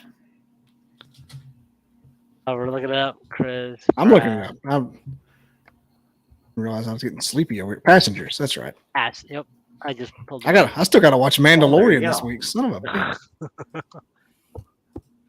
But there's always the flip side. If you've ever seen Event Horizon, always space travel can always go bad. Speaking of Jurassic Park, there you go. That's Sam Neill, baby. Neill's in that too. How'd you collect this rat, the Tyrannosaurus Rex P? Very carefully. It scares off the little ones, but brings up one really big one. Damn, there's some. Okay. All right. I'll make the executive decision to wrap it up because I feel like we could do this all night, and I don't know. And we could always bring Mike back for a part 2 live from Wyoming. Oh, well, you'd be more than well. We're happy to. When are you going? So I'll probably officially be over there by September, but it's going to be a few moves because I got to move some stuff, fix up the house, and then I've got to work all summer with Paleo Prospectors. Otherwise, I'd be moving, in a matter of months. Maybe by. I was going to say, I thought you meant like by next week or something. And if that's going to no, I just want to post everything packed up and ready to. Well, I got to go out there next week to do some painting and stuff and fix up on the house. So yeah, I'm going to be heading out. Plus, I have to pack this whole museum of mine of all the New Guinea crap and artifacts and fossils that I've got in my house. So wrap them meticulously. Yes, there's a lot of truth in that. So yeah, so that's for my. So I'd be out there, like I said, sooner, but Paleo Prospectors. So you guys need to come out one of these days. Yeah, that's very intriguing. Like, yes, I didn't know that kind of thing existed. And I've been looking at that site a lot lately. For my paleo prospecting needs, you are the one. You got a paleo guy. You got a Bigfoot guy and you got a paleo guy now. and like I said too, we'll probably once I get out there be starting day digs. So if it's a little too pricey, we're more than happy to do a day dig. Oh yeah, coupon. I got one last question, Bobby. Sure. And Mike. Sure. The diet. Is there any paleo in this diet? Paleo diet. Does it make any sense to call it paleo, or no? Or they just eat whatever. I don't even think that makes sense, right? Oh, the caveman thing, yeah. Caveman paleo diet. It doesn't make sense, does it? Just give me the short answer. In your opinion. I'll give my opinion. Paleo diet is you're eating Tyrannosaurus Rex bones or whatever. Well, I was more going to say that a lot of these people, I don't think they had tomatoes or corn or some of these other things in the spaghetti squash, the prehistoric spaghetti squash. They weren't eating that Starbucks, stuff. right? That's paleo. Oh, Kerry Gold butter, coffee. Can't have anything that was. Well, why would you base your diet on a species that failed? Like, come on, let's trilobite diet. Let's go on the trilobite diet. Nothing but algae.